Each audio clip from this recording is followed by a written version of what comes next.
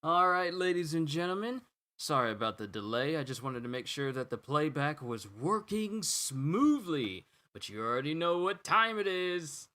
It's time for another solo leveling read through. Let's go, ladies and gentlemen. Yo, peoples, Kyushu92 here. Like I told you guys, um, the times that these chapters come out tends to fluctuate. Like last time it came out around like 11:05, and now it's 11:50, and it's saying that here's the thing.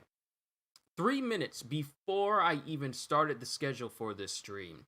Hold on, let me just get rid of this.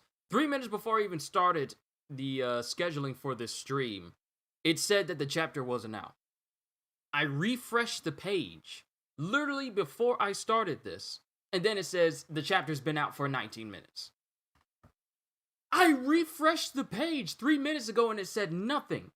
Then all of a sudden, it said that it's been out for 19 minutes. Within those 19 minutes ago, I was checking and it showed nothing. Little Ninja, what is going on? Just joined to say hi, but my man started talking and was invisible. It's just the background that I have on for when I start and end streams. So let's go ahead and get to the meat and potatoes. Well, let me not use that catchphrase because that belongs to someone else.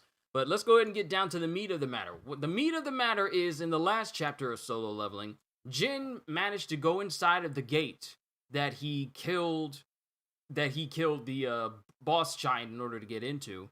And he goes into this massive hall and he finds another giant. One that's relatively taller than he is, but not to the massive degree that the other giants that were attacking Tokyo were. And it turns out that this giant is a monarch himself.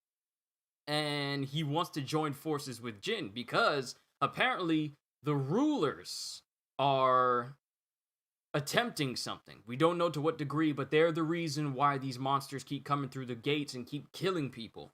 And he wants to let the other monarchs know, but he's been imprisoned inside of this gate.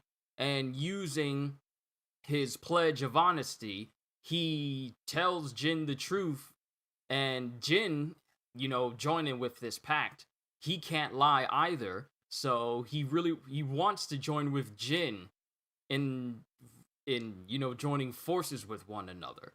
So let's see what Jin's answer is. So let's go ahead. Well, sup Zoro and Hagrid, what is going on? So it's going to recount some pages from the last chapter. And here it starts with, correct. They are the soldiers of the rulers. Why do those darn rulers keep sending those monsters? And this is the giant monarch and Jin speaking respectively. Those creatures at us. And then the giant grins because the giant knows why the rulers keep sending the creatures through the gates to the human world. And with a smile that someone in my One Piece stream reminded me of, saying like, doesn't this giant kind of remind you of Roger a little bit with the way he smiles and his big mustache? Kind of does, just a little bit. But hopefully we get to find out why these rulers keep sending these monsters to the human world. Chapter 138. Like I said, they are preparing for a war. They intend to transform this world into a battlefield and fight the monarchs once again. I don't quite follow. Sending those monsters turns Earth into a battlefield? It's simple. It's all to inject magical energy into your world. So are they terraforming the world by sending these creatures in here? Ooh, I just had a thought. What if that would explain why certain people are having such adverse effects to magical energy, i.e., the eternal sleep? This is just a byproduct of them trying to, plunge the world into a whole bunch of magical energy. This is not a good thing for people. As Jin's mom and Jino's dad, at some point, can show us. It's all to inject magical energy into your world. If monsters were calamities spawned from the gate, magical energy was a blessing from the gate. And he recounts all the people that he's beaten so far. The snow elves, the creatures, the ogres. Not only did the hunters think this, but so did most civilians. And then we see magical crystals and everything. Magic crystals and magic stones. These objects imbued with magical energy were the greatest sources of energy in the world. But they were all footholds for the war? There's no better way to propagate non-existent power than using the blood of those who possess power. So, the rulers decided to use their captives. The density of magical energy grows by the day. That is the fruit cultivated from the blood of the monsters. Magical energy empowers the world. Zawardo! Sorry, I'm gonna stop. Their plan is to create a world strong enough to withstand the effects of war. Wow. So they want to turn Earth into a battlefield, like an eternal battlefield, I guess. One that can actually stand all the magic energy being there. At least that's what I think. And by war, you mean. And then it shows... Yo, this is a massive long panel. But we see other monarchs, though. I see the giant monarch here. And we see Baron of the White Flame. I see the Shadow Monarch, and there's a whole bunch of other different monarchs as well. Can make out the Shadow Monarch right here on the left side. Ooh, apologies. Another battle between the monarchs and the rulers. And on the... Oh, wow, this is an extremely long panel. I wish I could show you guys, but, you know, copyright reasons.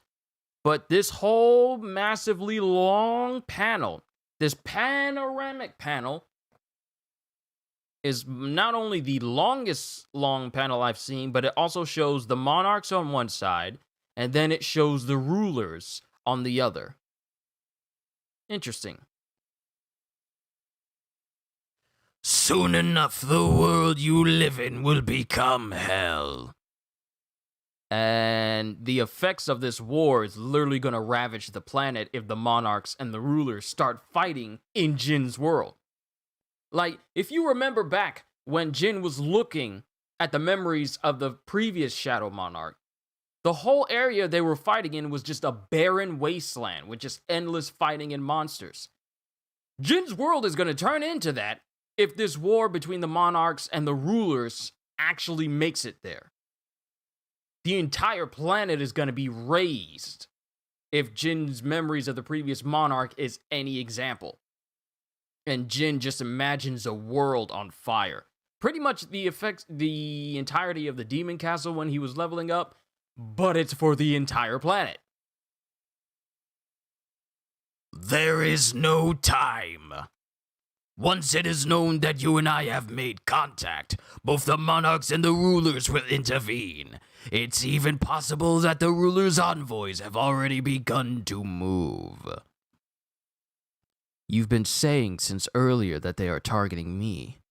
Why? You really don't know anything. You know nothing, Song Jinwoo. You know nothing, Jon Snow. You really don't know anything. The power you possess isn't actually yours. The fact that you possess it is proof that the original owner has betrayed the monarchs. You've become an enemy to both the monarchs and the rulers. Yo! Jin's an anomaly amongst everyone. He's not even supposed to have the Shadow Monarch's power. And the fact that he does means that the Shadow Monarch must have had some plans of his own, completely different from what the monarchs were doing. And now Jin has become an enemy for both sides. However, I swear I will fight on your side. So, Will you help me? And then Jin doesn't say anything until, if you're going to be on my side, it'd be better if I were to simply turn you into a shadow soldier. And then ooh, in a very well drawn and colored panel, we see Jin, but we also see like an after image of the Shadow Monarch's armor over his face, like his mask and the flames that come off of him. Hey, Cohagen, what's going on? Then the giant monarch is just looking at him. But then all of a sudden, that image of the Shadow Monarch fades from him. What? For a moment he looked like. Both monarchs and rulers possess spiritual bodies. Spiritual bodies are destroyed when they are killed, so they cannot turn into shadows. Oh. So that means that no matter how hard Jin tries, he's not going to be able to raise any of the monarchs and rulers because they possess spiritual bodies and they cannot be turned into shadows. But let me read that again and then we'll keep going. Both monarchs and rulers possess spiritual bodies. Spiritual bodies are destroyed when they are killed, so they cannot turn into shadows. Therefore, I cannot become your soldier. Is this enough for you to help me now? I get it, but what is this uneasiness in my heart? And then he draws one of his daggers. There's something amiss. I feel like even though he has a pledge of honesty where he tells the truth, that does not mean that it forces him to say the truth. He just tells what he wants to tell. So I feel like there might be something he's purposefully leaving out. Unchain me. Then Jin draws his dagger and says, "You said you'll be on my side." Of course. If you help me, I will help you too. Let me read that again. If you help me, I will help you too. And in that process of him saying that, Jin cuts his change. This is a fair and absolute deal between two monarchs.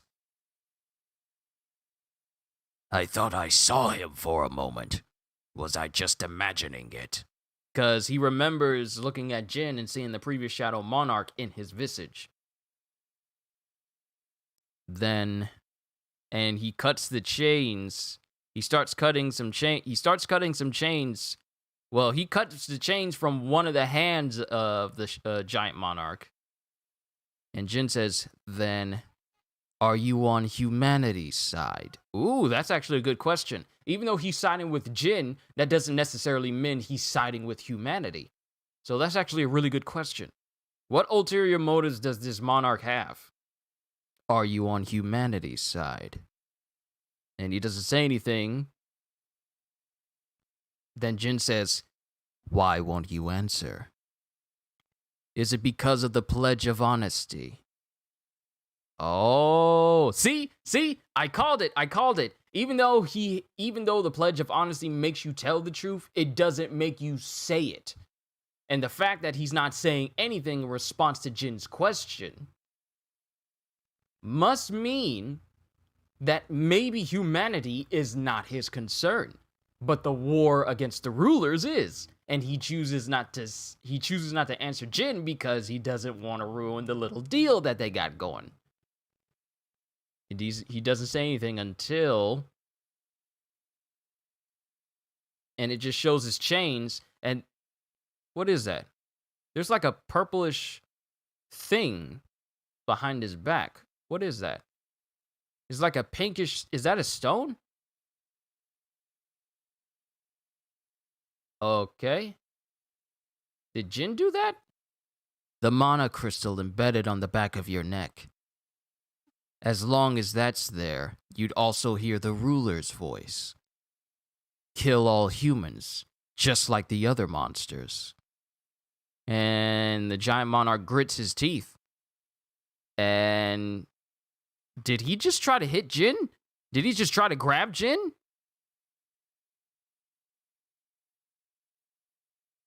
He just tried to grab Jin.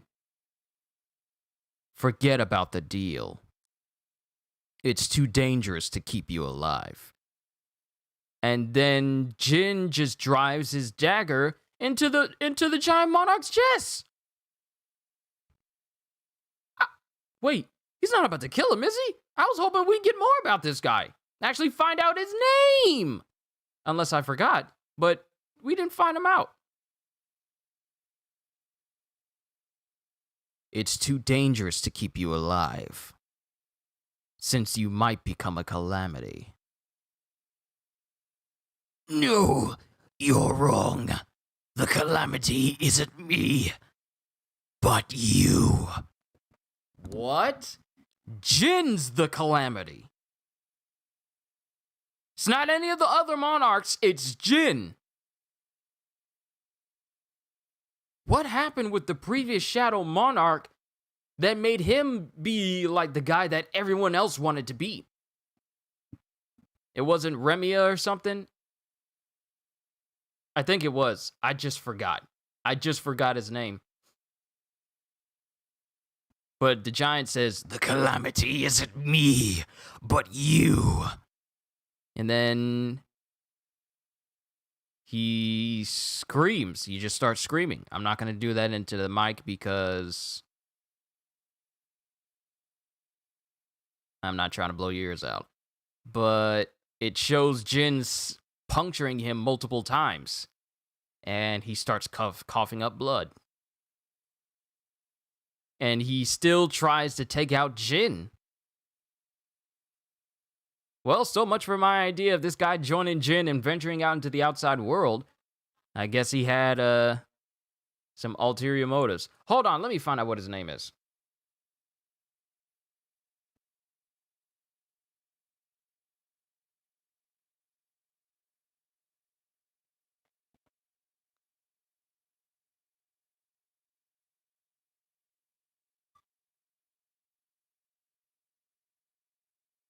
Okay, hold on. Let me pull him up. It says his name is Legia. Not Regia, but Legia. So his name is Legia. At least if we're going from the solo leveling wiki. I'm not looking at it because it goes a lot into spoilers, and I'm avoiding that. Because it also lists the stuff that's happening in the light novel, which pretty much tells the whole story, so I'm not going to look at that. But Legia tries to take out Jin, and Jin dodges.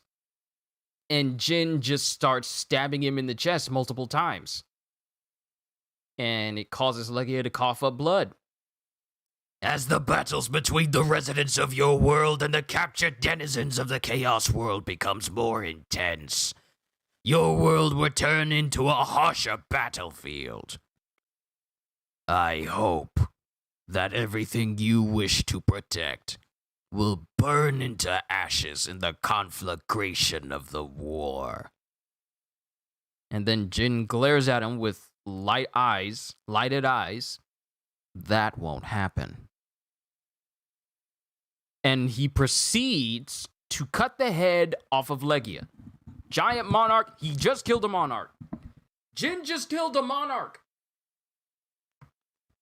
Granted, this Monarch was in chains, so I couldn't call this like a full-fledged fight between the two, but Jin just killed the giant Legia, the king of the giants, the giant Monarch. Jin just beheaded him. And the system just comes up and says, you have defeated the Dungeon Master. You have defeated the Monarch of Beginning, Legia. You have defeated the Monarch of Beginning, Legia, one of the 9 monarchs. And Jin just walks away from Legia. Calculating experience. Due to the large amount of experience received, additional time may be taken. This dude gained so much XP, the system has to take time to calculate how much he just gained? I've never seen that in a video game, like, wow, you kind of gained a whole bunch of XP, so we're going to come back to you and let you know how much you got. I've never heard of that in any sort of game ever, because it just lets you know.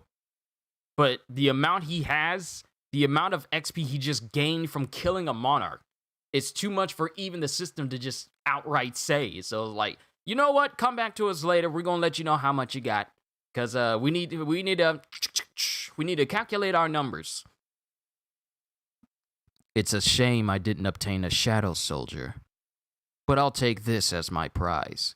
Did he get a runestone or like a special item? Okay, so he leveled up a bunch. 1, 2, 3, 4, 5, 6. He leveled up 8 times. And then Legia's body just starts to become one with the Force, pretty much. He just starts to not disintegrate, but the body just starts to turn to light and just disappear into the air. And Jin just walks away. Level 122.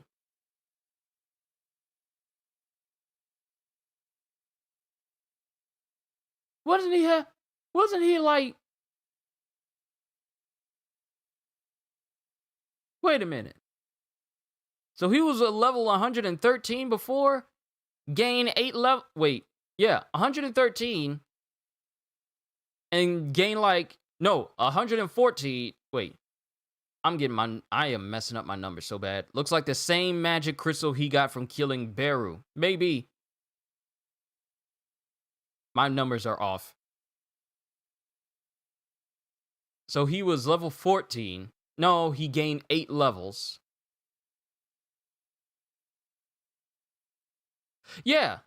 He was level 14 when he started. Sorry, Matt. I had to process all of that. I had to get that part of the gears turning because I don't do it all that often, but I had to get the gears turning and calculate it. So he's level 14 before he went in there, and he walked out level 22. Gained 8 levels from killing Legia. Well, all right. And now we're cutting to a new day. We got a helicopter outside of a massive mansion now. Making sure I'm not dropping any frames for you guys so that the stream is nice and smooth. And we got 2 people walking. Is that Lady Selner? That looks like Lady Selner. Just from the black hair and the long dress, this looks like Lady Selner. And who's this dude? I didn't know I'm expecting visitors today. Who's this guy? National Authority rank hunter Christopher Reed. Yo! Okay, so this is a nation level hunter. Christopher! And we see him chilling at his mansion with some Crocs on. Long time no see, Deputy Director. And Lady Selner. We have an urgent matter to discuss. Could you have everyone leave us? Do not let anyone near my room until these 2 have left. And then he speaks to one of his maids. Understood, sir. What business brings you 2 to this distant abode of mine? If you're here about the S-rank gate that appeared somewhere in the east, let me make myself clear. They did Goldie Roger bad. Look, Luffy just came in and says, are you an ally of humanity? And then Roger tries to kill him. And then Luffy ends up cutting off his head and then despairing because he couldn't turn him into a Shadow Soldier. But at least Luffy got a whole bunch of level ups. What ugly slappers he wears? Those are Crocs. Those are Crocs. I don't know because I don't wear... I don't know how Crocs are because I don't wear them. But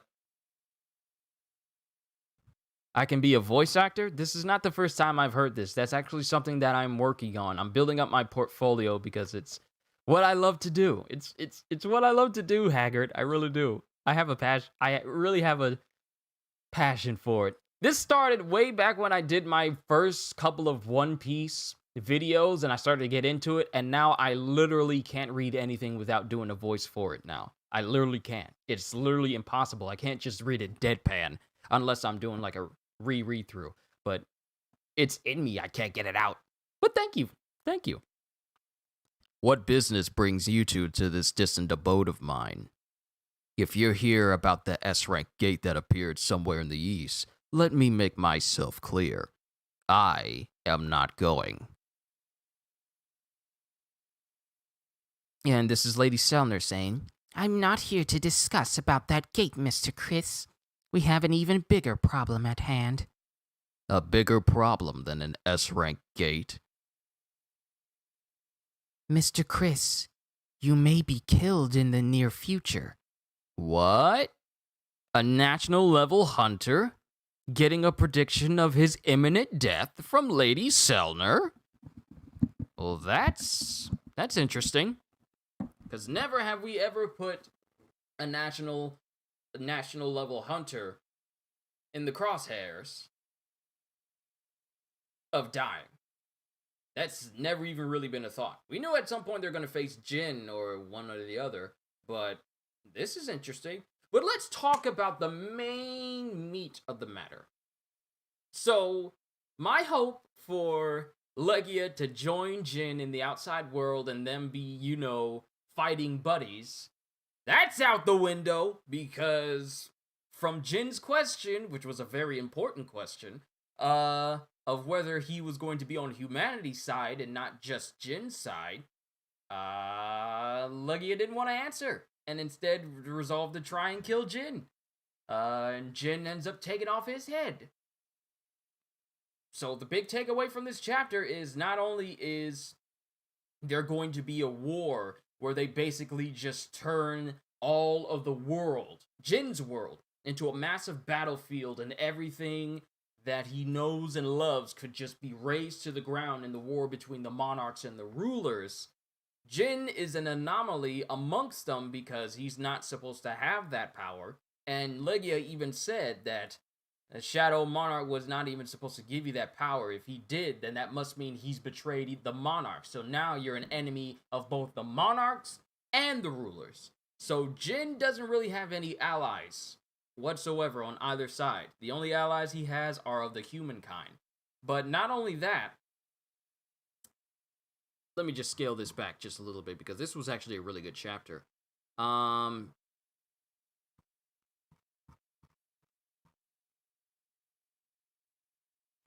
He still was trying to convince Jin to unchain him, and Jin only freed one hand.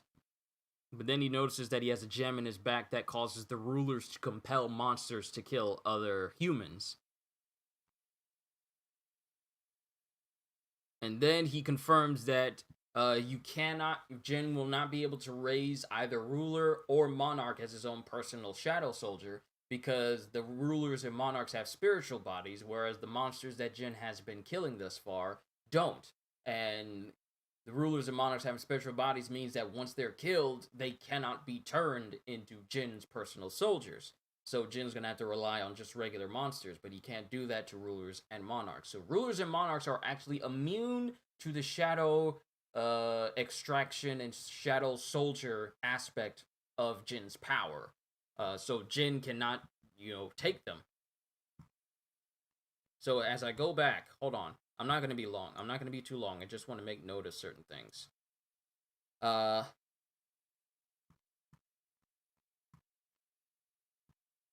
We see the shadow monarchs. We see the monarchs. We see a shadow monarch. We see another monarch. Then another monarch. Then a female monarch. Don't even know if she is still alive. But I feel like she might be a creature because the way her arms are set, it's either her arms or she has like spider or insect-like appendages on her back. I can't tell. I see the ice monarch because I recognize his long hair. Then there's the giant monarch right there.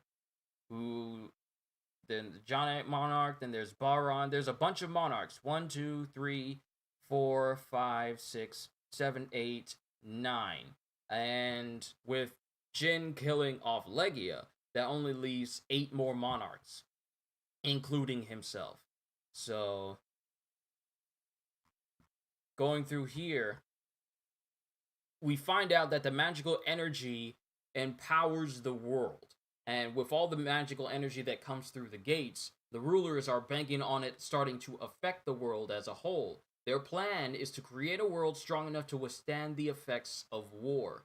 So they're hoping that with the magical energy going into Jin's world, it can allow them to wage war with the rulers are hoping that it'll allow them to wage war against the monarchs.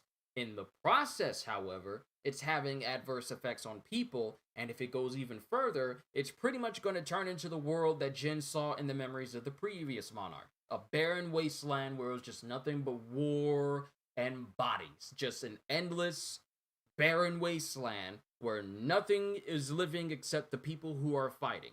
And seeing as how not many people on the earth are capable of being hunters, that's going to be a lot of human casualties if this plan even gets to a fraction of completion.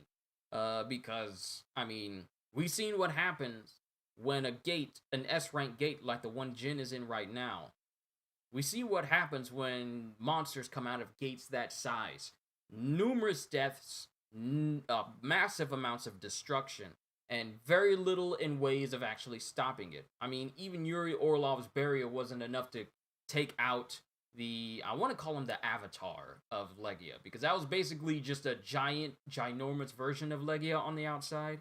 So I don't know if it was a golem or his just own personal physical avatar that he had out there. But we've seen the destruction that gates can cause just regular people. Even gates as small as ones that was in Jenna's school when those ogres came through. Well, not ogres, but when those orcs came through. I was about to say high orcs, but high orcs are the ones under Jin's control. But when those orcs came through, we've seen what devastation can happen when just gates that small come through. And monsters like that come through. Now, we've seen the destruction of what happens when giants come through S-rank gates. Who knows what else just harbors in S-rank gates? This is just a S-rank gate that had giants in it. That's all it had, was just giants. And there's still some giants out there in the world, and they're just still walking around. Who knows who's going to kill them? But with the destruction that these gates can cause, it really does play into the ruler's hands of turning everything into like a battlefield of death, where it's just nothing but chaos and destruction everywhere. And it's a war between the rulers and the monarchs, another battle between the rulers and the monarchs, as he says. Soon enough, the world you live in will be destroyed, and there is no time. Once it is known that you and I have made contact, this is my regular reading voice, with no voices, both the monarchs and the rulers will intervene. It's even possible that the rulers' envoys have already begun to move. So, it does not surprise me that maybe possibly the rulers and the monarchs know that Legia and Jin have contacted one another.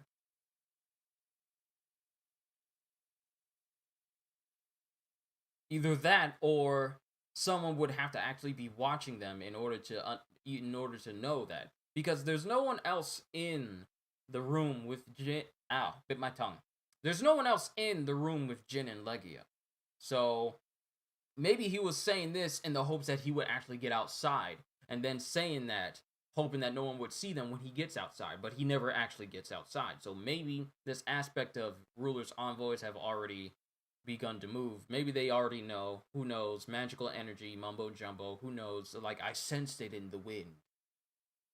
They've made contact. Like, you know that sort of trope where they just sense the energy and they're just on a mountaintop overlooking a city, wind whipping through their long anime hair, cloaks blowing in the wind, and then they open their eyes and are like, they've made contact. And then they jump off real fast like, ninjas do.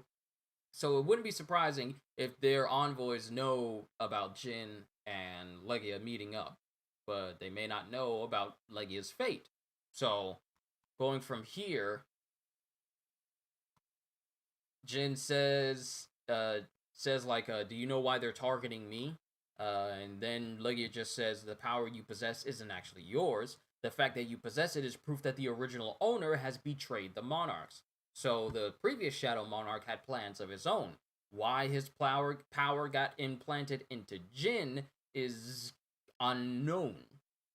But that action caused him to be seen as, the rogue member of the monarchs. And since he's already opposing the rulers, Jin being in possession of that power means that he's an enemy to both sides. So it just makes his job even more harder. The fact that you possess it is proof that the original owner has betrayed the monarchs. You've become an enemy to both the monarchs and the rulers. However, I swear that I will fight on your side. Now, he's saying that. He's saying that, and he's telling the truth. He will fight on Jin's side. But it's when Jin asks him if he's going to... Sorry,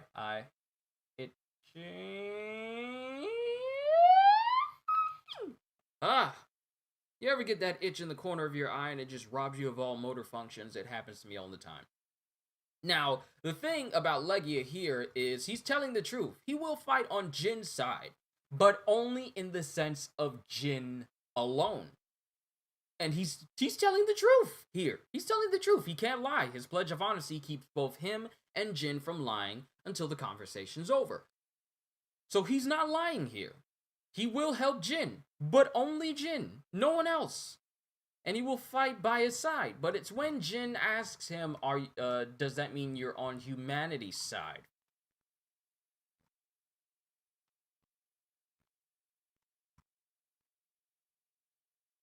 Like Jin says, you said you'll be on my side. Scrolling down the pages so I can find the exact words.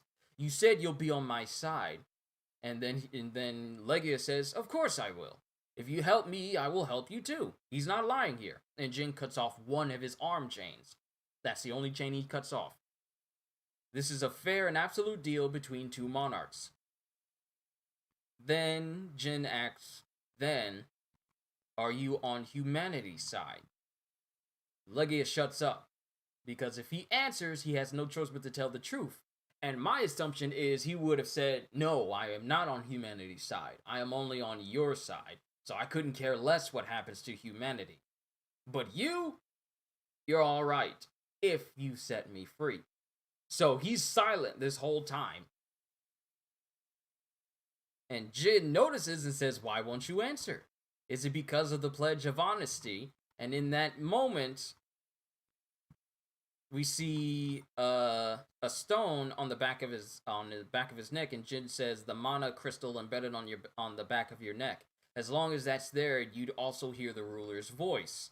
Kill all humans, just like the other monsters. So this stone that's implanted on his neck compels him to kill all humans and hear the ruler's voice. Even though he's a monarch, they managed to put that stone on him so he'll just behave like another monster if such a situation arises. And in that instance, he tries to grab Jin. Jin dodges it, says forget about the deal, and just starts to stab him multiple times, saying that it's too dangerous to keep him alive. He has control of the Senate and the courts. It's too dangerous to keep him alive. And just starts stabbing him, since you might become a calamity, being a monster that's just out there to kill humans. Now, if I'm wrong in any of these things, and please people, you guys are more than welcome to correct me on anything that I get wrong, just as long as it doesn't go into spoiler territory. And then he says, no, you're wrong. The calamity isn't me, but you. And the calamity is Jin. It's not Legia. So the whole sentence I just said about calamities being monsters that just kill humans, it really doesn't make much sense after I say that now, does it? It really doesn't. But Legia says the calamity isn't him, but Jin. Jin is the big calamity. But he still tries to go after Jin, realizing that he's more than likely not going to be able to get free. And Jin dodging that attack, because it appears that he tries to bite at Jin, and Jin dodges, and then proceeds to stab him to death, stab him multiple times, and then dodging a swipe from Legia, stabs him even more times, and says, as the battles between the residents of your world and the captured denizens of the Chaos World becomes more intense, your world will turn into a harsher battlefield. I hope that everything you wish to protect will burn into ashes in the conflagration of the war.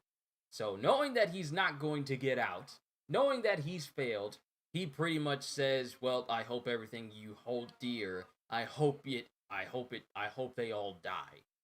Because you're not letting me out, I hope you die, and I hope your friends die, I hope your family dies, everything. So That's the truth. And then Jin says that won't happen. And then proceeds to cut off Legia's head. And Jin has defeated the Monarch of Beginning, Legia, one of the 9 monarchs, and just walks away. And levels up a bunch of times and takes a memento from Legia as well. And he says, it's a shame I didn't obtain a Shadow Soldier, but I'll take this as my prize. And he levels up a whole bunch of times, and then Legia's body just disappears. It just turns, it becomes one with the Force.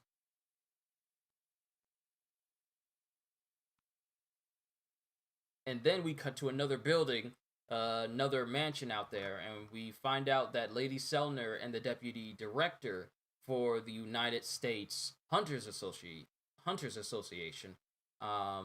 they visit a national level hunter by the name of Christopher Reed. Why does that name sound familiar? Hold on.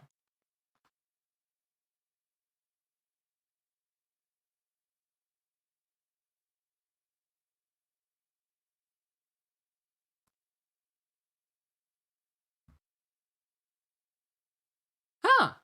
What do you know? The first thing that pops up for Christopher Reed is your boy Kid, as in from Kid and Play. So I don't know if that was a play on words or what.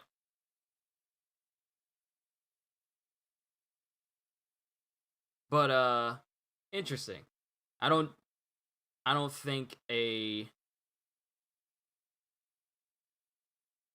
there's any coincidence between the two. But I had to look it up just to see if I knew that name sounded familiar, but Christopher Reed is like your boy from Kid and Play.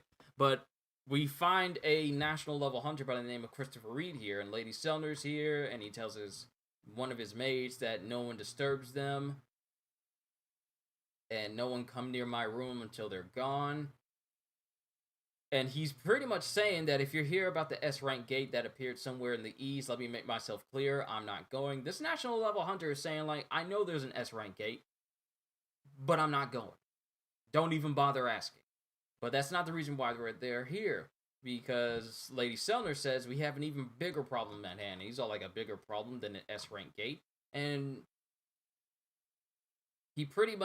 Lady Selner pretty much says that, Mr. Chris, you may be killed in the near future. And that ends the chapter right there. I'm going to go ahead and exit out of this page right now so I can draw this to a close. So, not only do we have an impending war between the rulers and the monarchs, but we also have an impending death.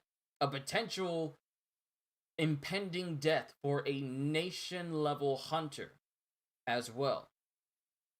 So, who knows where this story is going to go. My whole thought process and theories about what I thought was going to happen in this chapter from the last chapter, that apparently didn't happen. So Jin doesn't have any giant friends to help him, or at least giant monarch friends to help him.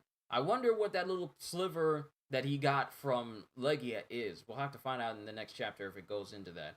But now that Jin's done, helping out in Tokyo, what is he going to do now? Is he going to go to any other gates that are around? Is he going to hunt down the rest of the giants? I don't know. But I am anxious to finding out where the story's going to go from here. I mean,